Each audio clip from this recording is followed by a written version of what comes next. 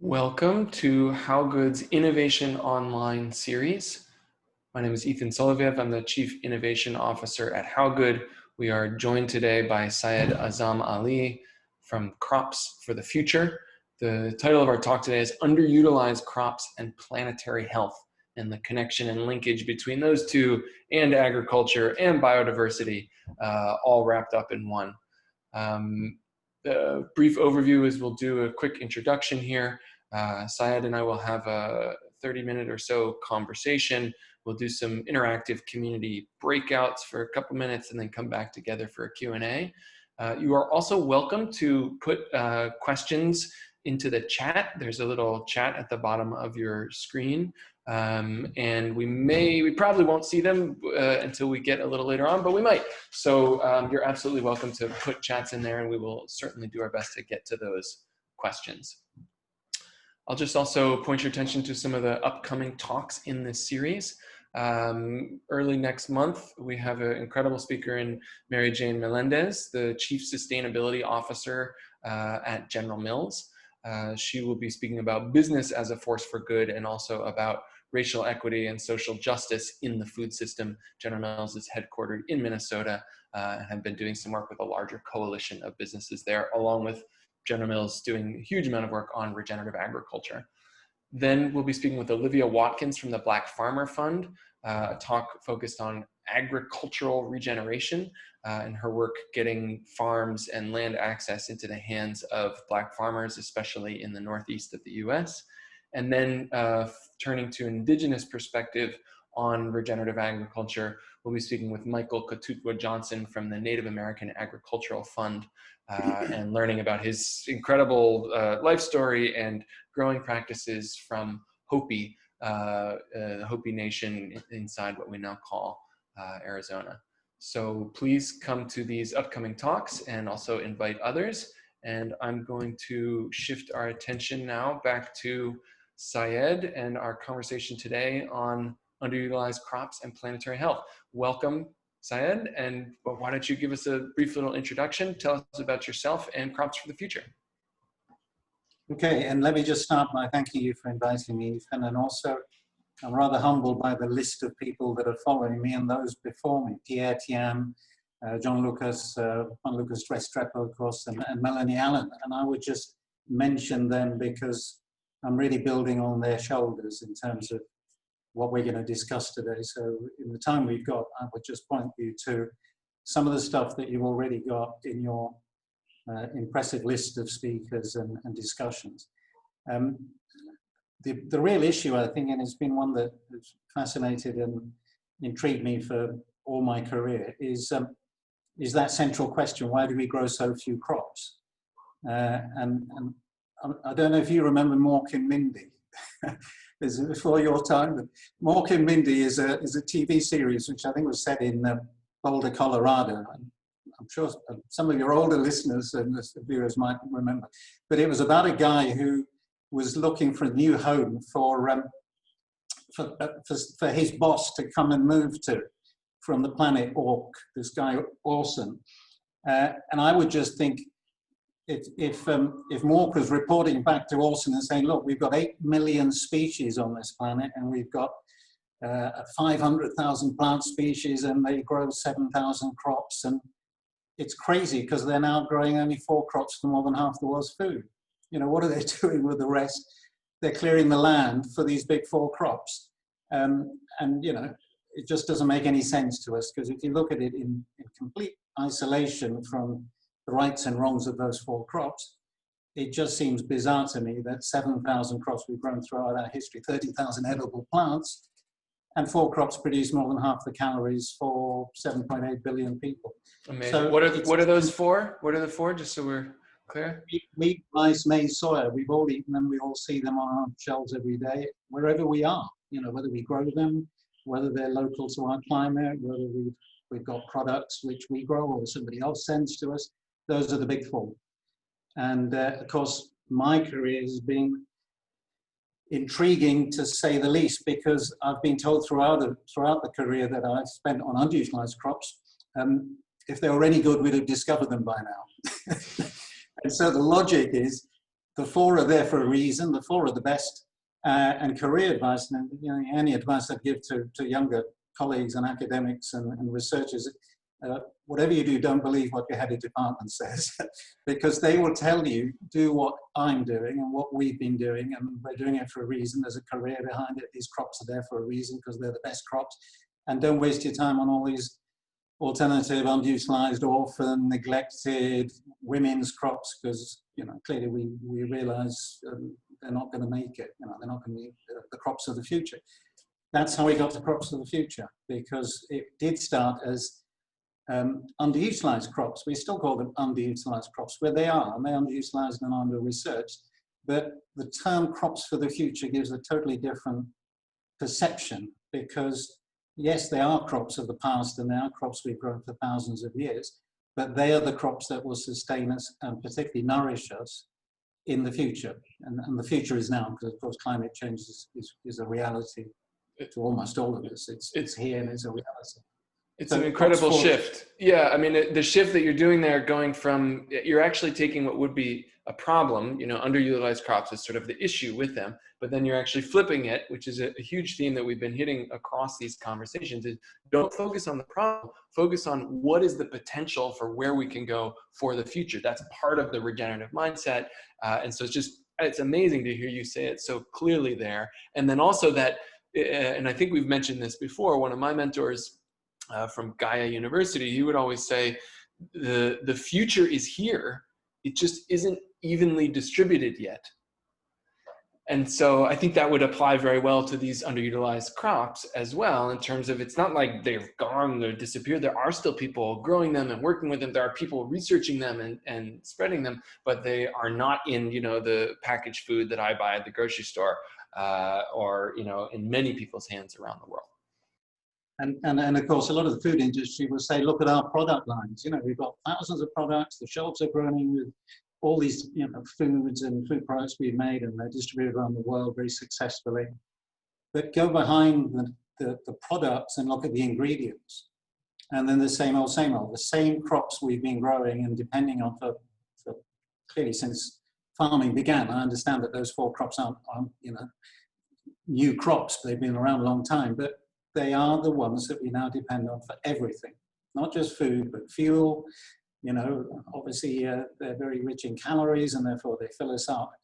And by so doing, because they're successful and they yield much more than, more nutritious and crops that we've ignored because they don't meet that yield potential of the big four, we've literally not seen the wood for the trees. We haven't seen, and you're right, some people have, but we haven't got the public to recognize that diversity is actually the future. Our future will be not just biological diversity, which of course we very correctly recognize the threat to biological diversity.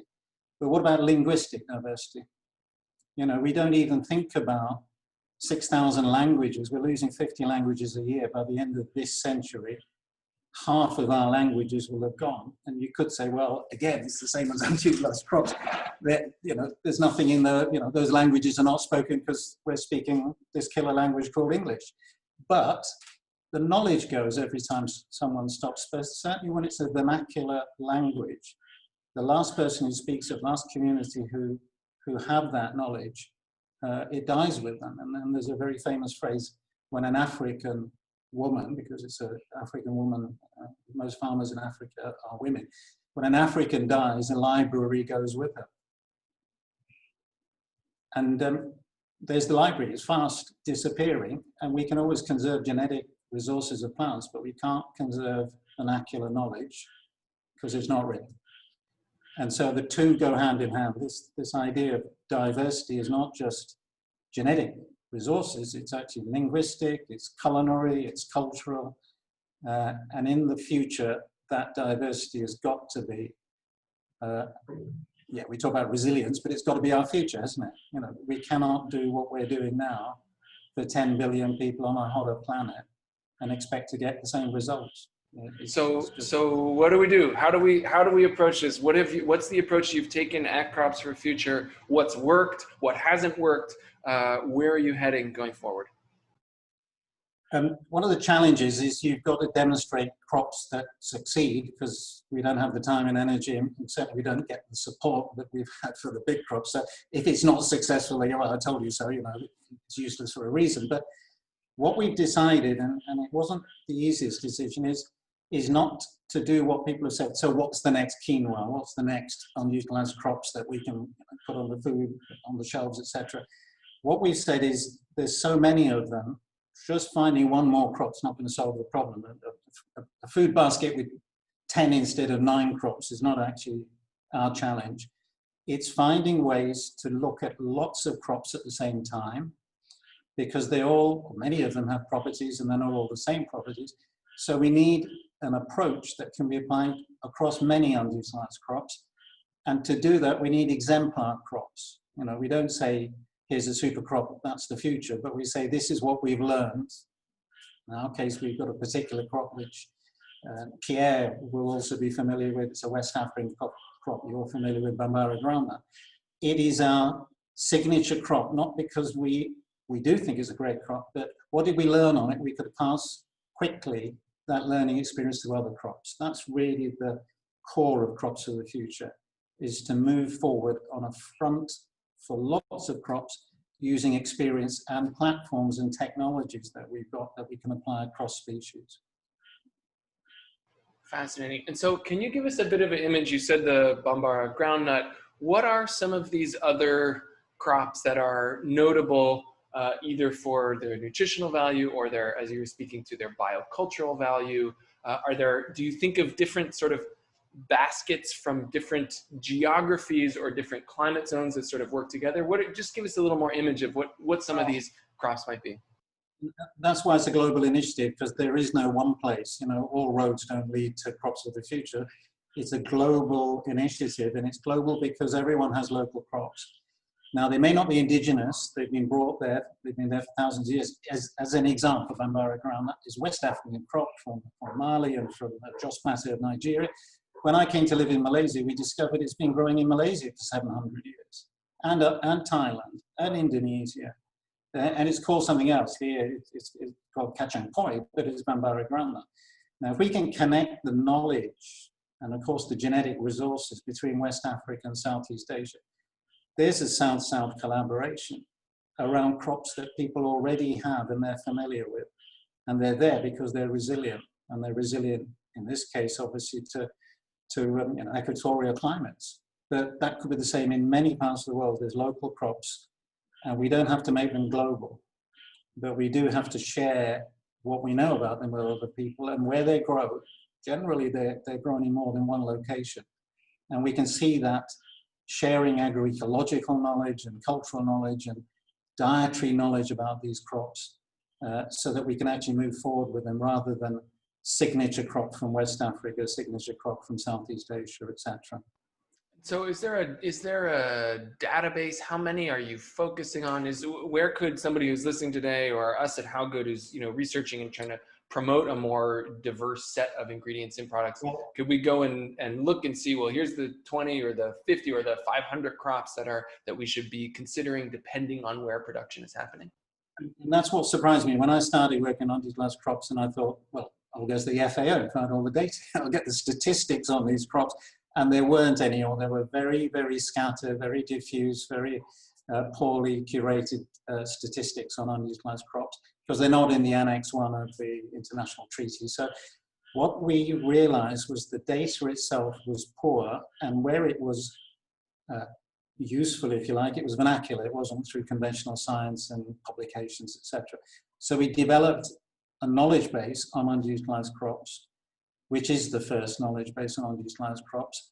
And it gives us a structure. It's not going to be the perfect tool because clearly it's got to evolve and bring in all the other information that people contribute. But this global knowledge base, crop base, actually gives us something like 2,300 crops in the knowledge base.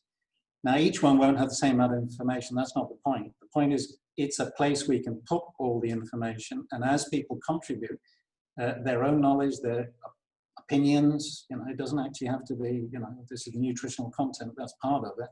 That knowledge base then can link with the agrobiodiversity index that, of course, biodiversity has, your own systems. So we're not looking at the all singing, all dancing knowledge base. We're looking at a platform. And with new technologies and digital and AI and all the rest of it, we should be able to bring together all the information that's available, which comes back to my earlier point. Because the knowledge is dying so fast, we have to get that knowledge and keep it. Now, how we use it later is for people to decide, but if we don't have it, we've lost 10,000 years of knowledge in one generation. And that's, that's unforgivable, really. If we haven't got data that we could have had, we start from scratch. Well, of course, we're never going to get to where we've got to with these crops in our lifetimes. And what do you think is the role of the private sector, especially the food manufacturing companies, many of whom are on this call? What can they do in terms of either supporting the knowledge base or perhaps in working on, is it researching or is it commercializing the crops? And how can they also do that in a way that doesn't have unintended consequences? I'll answer that in two ways. One, I think the food industry is beginning to understand and recognize that the community, the consumer, wants more on their, more in their food basket than the four crops we've talked about. They're interested in diversity. And of course, we're interested in new foods, all sorts of things which we previously didn't think of. And the food industry then says, well, how do we source these? And for them, we need transparency, we need supply chains, we need sourcing, we need ingredients, which we can get in volumes that they need. Of course, at the end of the day, they have to sell them as products. So the whole pipeline, one thing we've learned, which again sounds odd, because underutilized crops don't get intensive research efforts. So people spend their career on one bit. I'm going to do genetics or product development or nutrition or whatever. But we realize we're going to do the whole value chain. If we don't do the whole value chain, we will always find a break somewhere. People say, oh, there you are, it's got these anti-nutritional compounds in it. So we call it a research value chain, and we follow it from farm to fork, if you like, from genetic resources through to markets. And that knowledge base then gives us a pipeline for R&D. And that's where we think the industry says, supply chain, we need it, but we actually want to be sure that the gaps on it can be filled so that we don't actually fall at some critical point when the consumer wants it, we can't get it, the product is not on the shelves because we know there's a storability problem, energy, sort of transport problem. So I think that's one thing. The other, which I would say with the food industry, is, and I think many of you will have heard of, I don't know if you've heard of Rethinks. Rethinks is a think tank at Stanford. And I mean, they're just illustrating what we're beginning to recognize anyway. Disruptive, who's disrupting the energy sector? It's not oil and gas. Renewable energy didn't happen because oil and gas got the idea. Transport didn't happen because the fossil fuel industry decided they were going to make electric cars. Communications didn't happen because newspapers suddenly decided they were going to have digital copies. They all had to respond to disruption from outside the industry. And the food industry is the same. It's got to, the industry is being disrupted. And I think it has to decide whether it wants to join with the disruption or be a negative, what they call a negative externality. We're doing less harm than we used to do rather than we're doing something really different and positive. And I think that's really why the food industry is so critical to get this idea of disruption. And if I'm going on a bit, sorry, but diversity is that disruption. Because diversity, we talk about urban farming and vertical farming, and obviously fermentation, alternative proteins, still looking at the same raw materials. We're changing systems and we're changing the whole culture, if you like, of farming, professionals and young people going into agriculture, still using the same feedstock, same crops. And that, to me, is not just a missed opportunity, that's really, we're missing the point of diversification if it's going to be making more products from the same species. So I love how, and this is part of why I love your thinking and organization, because you are not just focused on any particular aspect of a value adding process. You're not just looking at the genetics. You're not just looking at how do we scale up the supply chain. You're saying we have to look at the whole process and develop it as a whole, right, as a system, and not just focus on individual aspects. So would you do something like partner with a food producing company and say, look, here's a portfolio of crops that we've been looking at and researching across that whole value system. And, would you like to get one of these into your products, or would you like to, support the research that will get it to the point where you can do that? Are those sort of partnerships things that Crops of the Future explores? I mean, that's exactly what we want to do. And we want to do it as a comparative rather than an absolute. In other words, we don't want to say, here's your new crop, take it and sell it and make products. How does it compare with the crop you've already got? And farmers are being asked to take the risk. They're being asked, grow this new crop. Oh, we've got this crop that we think it would be useful for you. Well, who carries, who's the skin in the game is the farmer. And at the end of the day, farmer hasn't been given best advice. And how would it compare now and in the future with the crop they've now got? Then of course it's unreasonable for them to take that risk. So we've got to give them all the best evidence in a form they can use, not here's my latest paper in Nature. That would be nice as well. But here's a form in which digital information would be put on your iPhone, and you could then start making decisions, and it's your decision, but we give you the information on which crops you could grow. And that's how I think we can make technology useful to small scale farmers. And that's not a like, oh, maybe we'll do that in the future sometime. You actually have prototypes of those, is that right? Absolutely. And they can't be just, here's a new product. There's got to be a disruptive technology in it. For example, fish feed. You think of aquaculture, which is the amount of fish we catch in the oceans to grind up into fish meal to feed fish. It's a totally unsustainable industry. And you then got to say, well, how do we replace fish meal? Well, insect meal, and we're familiar now that insect meal is used both in food and feed. But you have to feed the insects. And of course, conventionally, we all look at food waste and agricultural waste and how can we feed insects? Well, we've got crops we can feed insects to. I'm sorry, we've got, yes, crops that we can use as substrates for insects, black soldier fly in this case, using moringa as a substrate for them to actually produce high protein insect meal. Now you can have farmers growing crops to feed insects, and that's disruptive because they're growing those crops on land that's not suitable for big crops. They're crops that we know are resistant to drought, climate change, resilient, but they can generate huge amounts of feedstock of known protein content that we can then actually generate known protein content insect meal, and of course that translates into quality fish. Yeah, and it's that sort of, again, whole systems thinking that I think is so potent for the future. I mean, it brings me back, and also going back to what you're saying about the vernacular knowledge and cultural, linguistic polycultures, but also ecological and agricultural polycultures. I was just thinking of the ancient Chinese system that grows silkworms on mulberry trees, which have, leaves are edible and the fruit is edible, but they're growing them around the fish ponds so that they can also then knock the mulberry trees, knock the cocoons and the worms down into the fish ponds to feed the fish. So that sort of polycultural system there's so much exciting potential, and many of it sits with these underutilized crops around the world. And of course, we know the dominant systems, monoculture, we know plantations, where I live here, oil palm, of course, is the big crop. And it's very hard to persuade an industry that's successful and economically, making money to diversify.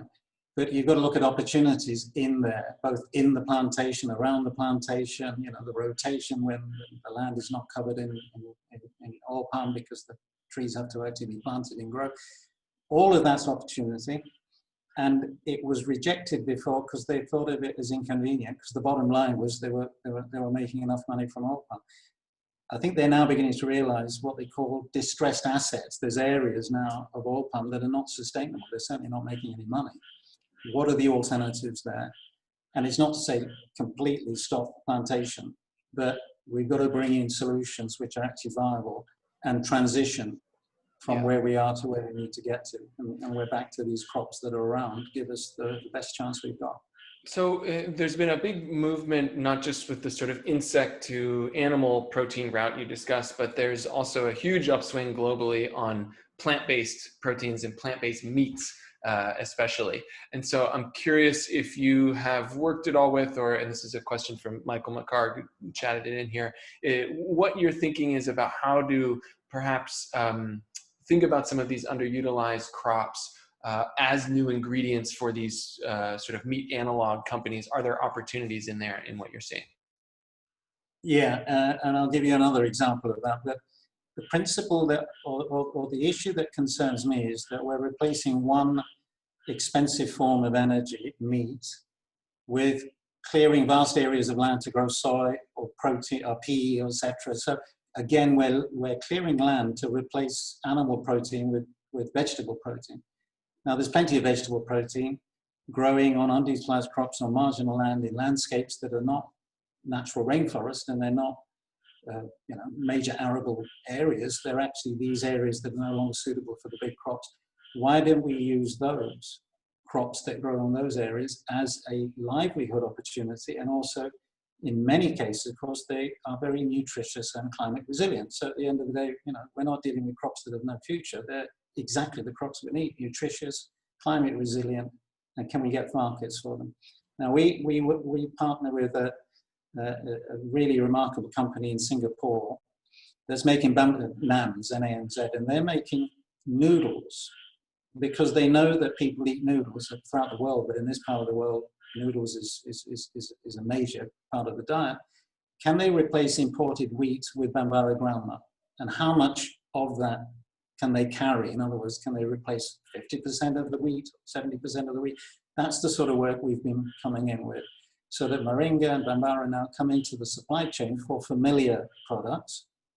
And as we bring them in, we get people to realize or recognize that these crops and these products could actually be made just from those underutilized ingredients, and still make what they call healthy comfort foods, if you like, from nutritious ingredients, adding to what's already there, and functionality, building links that actually replace part of the major crop with something from a locally sourced underutilized crop. Excellent. So let's keep going in that direction towards nutrition. And some of the discussion from the Eat Lancet report, and more recently the plant-based diets that's been released by the WWF, have really focused on this role of plant-based foods especially, but the nutritious aspects of them to create a diet, to create a plate that is both good for individual humans, but then also good for the world in terms of reduced carbon emissions, reduce impacts from agriculture. So maybe you could talk a bit about, just the nutritional aspects of the crops that you study, what you found in there, and what the potential is for really, basically, like, how does biodiversity and nutrition link up? Well, let's look at the Eat Lancet report and see what it's doing. And it's doing something very significant. It's bringing to people's attention that they need to have a more plant-based diet, yes. One that's actually less damaging to the planet, yes.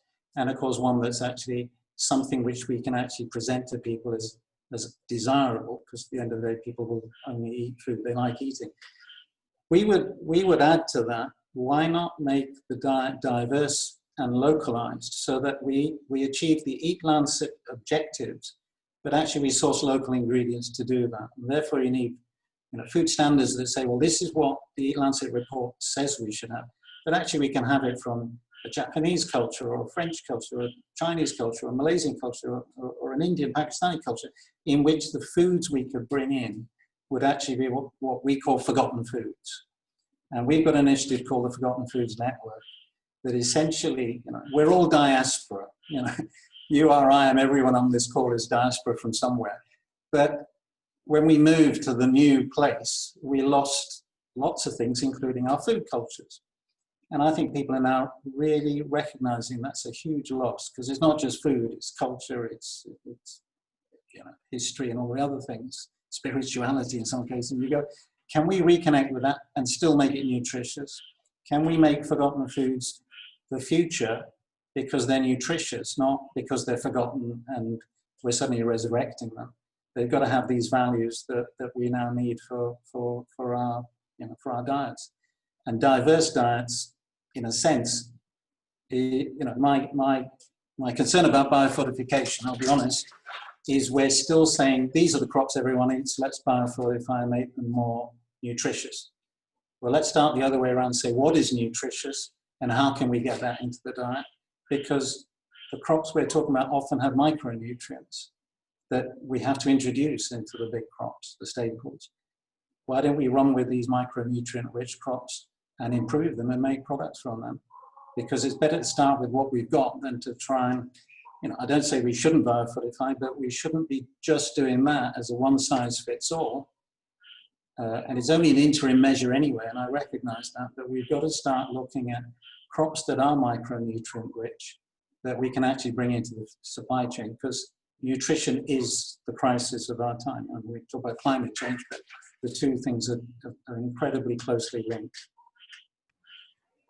Is there a role that government has to play in regulating or in refocusing subsidies or research dollars, or is it just too slow and we should just be working with business to move things forward because they're moving on a quarterly and an innovation mindset? Is there a role for government in your opinion? One of your previous speakers, which I was looking at the interview, Molly, Briner from Danone. Yes. And she quoted a statistic. She also said she wasn't sure it was absolutely correct, but if it is, she quoted a statistic that the US subsidy to agriculture farming is $38 billion, of which $35 billion goes to livestock. And then she gave a number and she said 1% of the subsidy goes to fruit and vegetables. Now, how do you compete with that? How do you compete with a subsidy system that actually encourages people to eat stuff that's not good for them and discourages, and then they will say, well, fruit and vegetables are too expensive. Now, if we could rebalance that, and I'd say the same with major crops and underutilized crops, academic disciplines, investment, all we're saying is level playing field. Let's get the same amount invested in the 6,000 underutilized crops or whatever we choose from that as the 4 big crops. Now, if we could do that, we've got a level starting point. If they don't succeed, then of course we've got no excuses. But we really have to look at investment as the first stage. Now, governments respond to the public, so I think the private sector is on board. At the end of the day, consumer has to be the driver of change. And consumers, I think consumers get it, but they need to be shown. There's no point saying, here's all these underutilized crops on your shelf, and unless they know the products, unless they know the origin. Increasingly, consumers say, well, I want to know where it comes from. I don't want to just eat it. I want to know which village it came from or what's its origin. And of course, we've got the tools to do that. We can trace it back to, again, to Pierre Thiam's fonio, West Africa. Why can't we use that traceability mechanism for fonio that says a consumer in Canada or the USA not just gets fonio, but they get it from a particular place where they can be sure that it's actually helping a local livelihood community. Amazing. So I have one more question, and then we'll go into some interactive breakouts. But on this track of consumers, do you think there should be, or there would be value in being a certification of some sort, or a label that highlights biodiverse ingredients? It would be like, I don't know if it's biodiverse certified or, and I'm not quite sure how it would work. We have some of the data, and I've been thinking a lot about this. Would something like that be valuable for consumers to see as sort of like biodiverse certification? Yeah, I think this is where we first met, isn't it? I think it was the Google Agribiodiversity Accelerator and this whole roundtable of agribiodiversity, which is a good start. But it's really got to provide tools that the public can use that give them trust that what they're buying is what it says on the tin or on the packet. And so you do need this. And it should be something which, we agree, but it doesn't have to be so complicated that you've got to read, 15, ingredients on the packet. You've got to have something that tells you, this is like fair trade, for instance, something where you can say, we do trust this because the brand and the logo is telling us that these are biodiverse ingredients, not just diverse products, but biodiverse through, and that means agrobiodiverse through the whole value chain. Excellent. Okay, well, I'm still excited to generate that, so maybe we can talk a little bit more about how we would get that out there. There's one quick question from Emily, which is if you could say the name of you mentioned a think tank before that was working on disruptive, what was that, the name of that again? Yeah, rethinks. It's got an X on the end. Is at Stanford University. Tony Siebert. I mean, he's a real credible guy, and he's thinking, and his predictions, he says, which were ridiculously ambitious 10, 15 years ago, are already out of date. You know, when you talk about driverless cars or renewable energy, of course, particularly we now talk about, you know, fossil fuel is a sunset industry. He was predicting that, the cost of photovoltaics and wind as being a standard by 2050, and it's now effectively going to be the standard by 2030. So that's the sort of thinking he's produced, or his unit produced a report on the future of agriculture, which is great, but I would say it's heavily based on animals. And, you know, we've got a lot of plants which should be in the future of agriculture. Questions for Syed? You can take yourself off mute and ask, or maybe I think you have to raise your hand and then I kind of take you off mute or something like that. Any questions for our speaker? Tim, I think, where's Tim there? I see that you've raised your hand. There we go. But how do I unmute? Okay, Tim, you're on. Great. So I was really inspired by the conversation this morning and some of the points you made. And I was talking with, I think it's Keith, who's been working with you on your book. And he mentioned that your book is forthcoming. And so I guess what I wanted to know was, like, could you tell us a little bit about what the book is about and when it will be published? I'll tell you what it's about. I can't tell you when it's going to be published. So one of the very few upsides of COVID was the lockdown gave me 6 months to catch up with everything that I haven't done. And this book just spilled out because, you know, I've been sitting down thinking about it for 20 years. So I wrote a book essentially to say, we need a revolution in agriculture and the agri-food system, and tinkering at the edges. However much we improve the system, it won't be fit for purpose because the conditions and circumstances we're in are so extreme that we actually have to think of a different way of doing it. So I've called it the ninth revolution, transforming agriculture for good in both senses. So the ninth revolution essentially says there were 8 revolutions before, and all of us in this discussion are very familiar with the Green Revolution because that's the most recent one. And we say, well, you know, we're all literally children of the Green Revolution and products of it. Everything we do now is a result of the Green Revolution, which in its time did a great job because it filled bellies and of course it stopped famine in large parts of the world. That revolution's ending. Now it's not to say we stop growing the big 4 crops, but we have to have another way of looking at agriculture that the Green Revolution missed. The environmental impacts, the nutrition, the diversity, all the things we've touched on. So the ninth revolution picks up on all the things that happened before. And the human history of agriculture is very short, it's only 10,000 years. But through that, we've had empires, we've gone around killing people, we've taken over land, we've brought crops from one place to another. And of course, we've been through agricultural, industrial revolutions before. So that's really my case, is that we now have to think of this as a ninth revolution that brings together the strengths we already have, but it isn't business as usual plus. You know, it is a way of looking at agriculture in a different psychological and values, you know, it's a different value system that we need. It's a public good agriculture. It is for profit, it is a business, but it's a global public good, and we should start thinking of it as that. So there you are. Now, publishing, well, if you know a publisher, I'm delighted. The book's ready, and we're talking to publishers, but it really needs, it's a public book. You know, I can find academic publishers, and people would say, yeah, sure. But if we could find a publisher who really understands that we're trying to get into a public audience, because those are the, coming back to the earlier point about governments, and private sector, and food industry, their response will be to what consumers and the public are demanding. And if I just give you one example, which is Silent Spring. I mean, you may remember Silent Spring and Rachel Carson.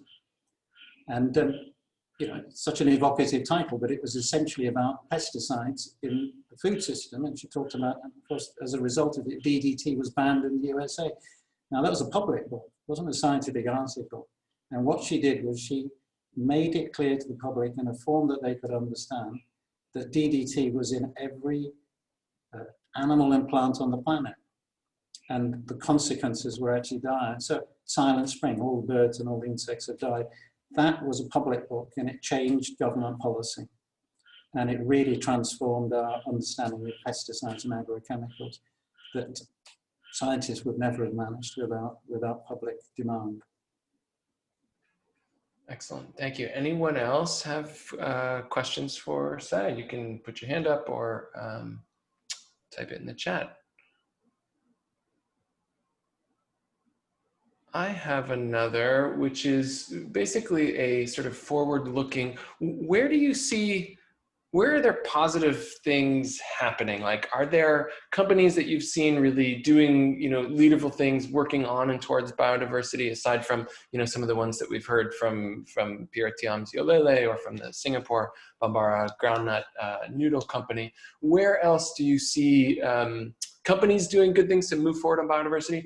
And or are there certain geographies or different parts of the world where there seems to be uptake, energy, excitement about moving towards a more biodiverse and regenerative agriculture?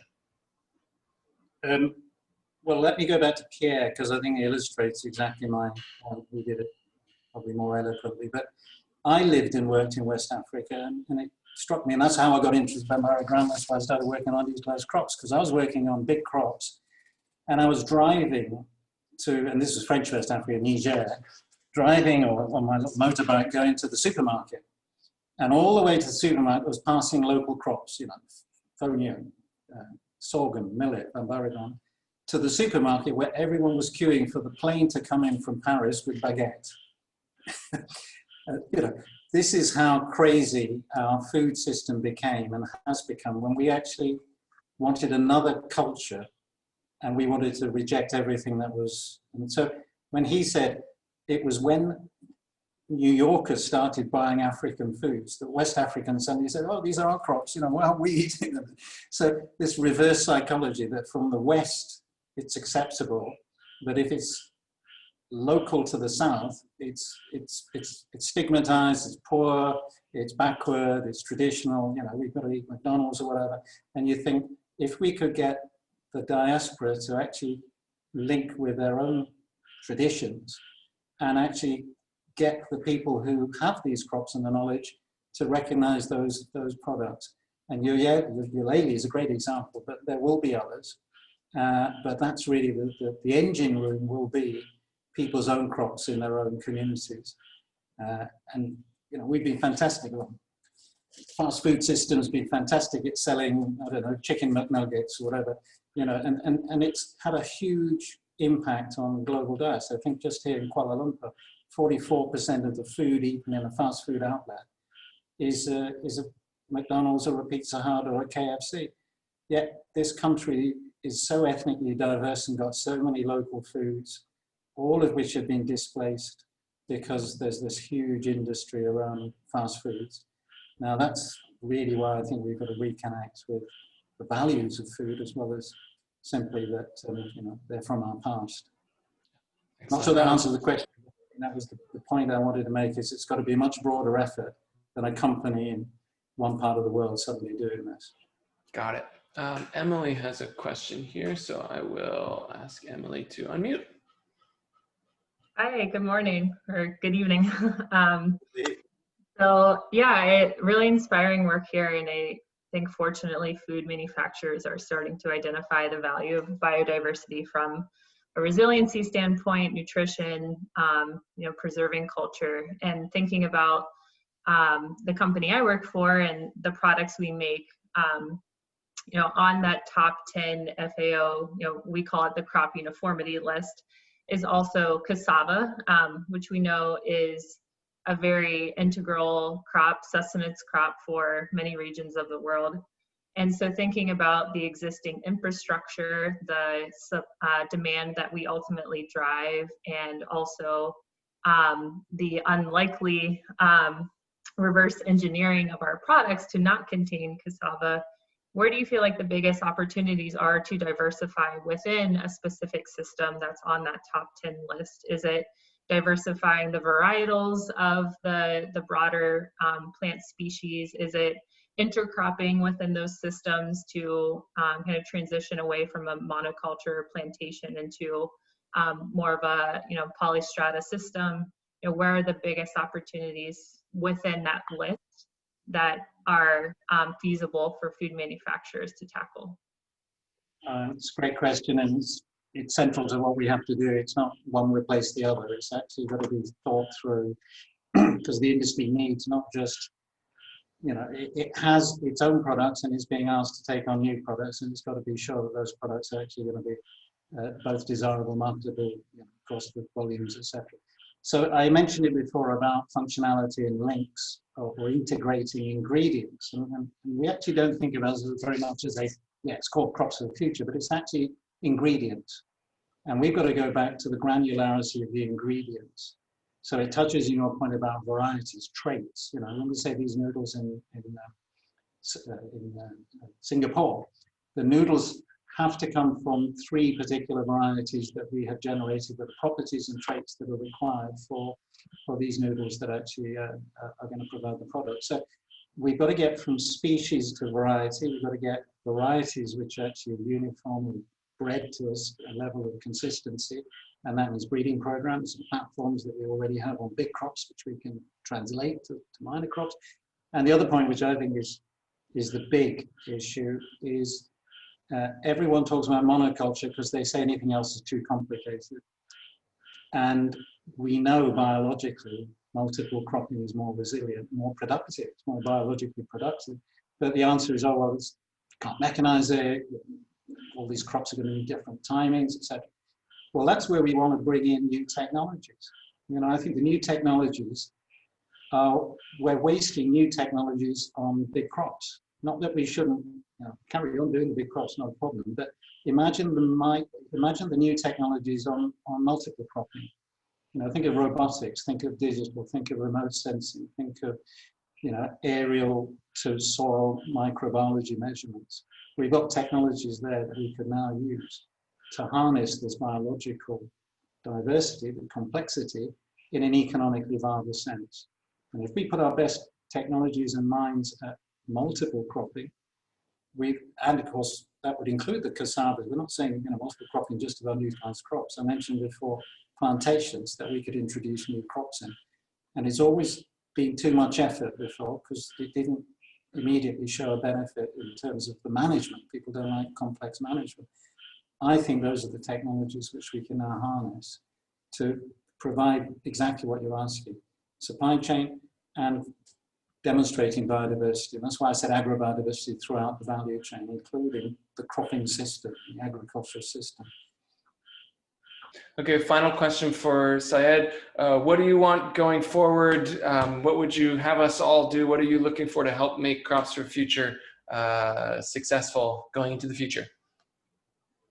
I think the Crops of the Future, by definition, are from different parts of the world, and it wouldn't make sense to be a center doing Crops for the Future in one place. So the other bit, which I think is the future of research, is we talk about collaboration, but we're all actually competing with each other and saying, well, what can my institution get out of this? So the mindset has to be Crops for the Future. Even if we're working on big crops, how can we help, and the big food industry, how can we help move these underutilized crops forward by collaboration, and see this as a collaboration that we could later on see commercial benefit from. So partnerships is critical to this, and partnerships that are not just in our field, in fact, partnerships that we don't have expertise in that we need outside, So really, this whole thing about underutilized crops is about bringing in a global initiative, global partnership on alternative crops. And we then reduce risk to individuals and institutions because they're not putting everything into that underutilized crops basket. And we rapidly build up the critical mass. And I think the critical bit, which we've often ignored, are the communities themselves. We're scientists, we do a piece of research, we want to see it in either publication or in end use business, of course. You go, that's fine, but if we don't have a community on board, and if they can't use their knowledge to be scientists and investigators themselves, then everything's going to be top down to them. We're driving technology for them rather than putting technology in their hands for them to decide what to do with. Excellent. Thank you, Syed Azam-Ali, for all of your thoughts. Thanks everyone for participating. We'll get the video recording up and see you on the next one. Bye. Thank you all.